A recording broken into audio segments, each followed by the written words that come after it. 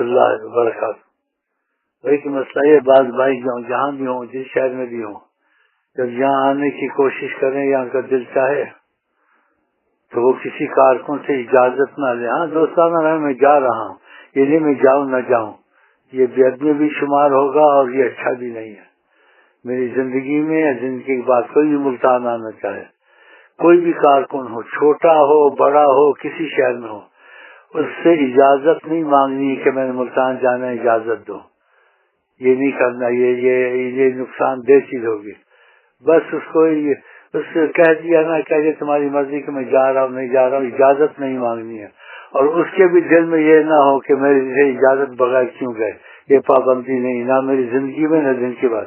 ملتان جب کوئی آنا چاہے تو ان سے اجازت نہ لے، بغیر اجازت کے، لیکن چھوٹے بڑے کا ادب رکھے، چاہے بوڑھا ہو، بڑی عمر میں کارکن ہو، کوئی ہو، چھوٹے بڑے کا ادب ہو، لیکن شیخ کا رویہ اس کے ساتھ نہ رکھے، شیخ کے رویے کی طرف سے پیش آئے، یہ منع ہے۔ خدا حافظ، سلام۔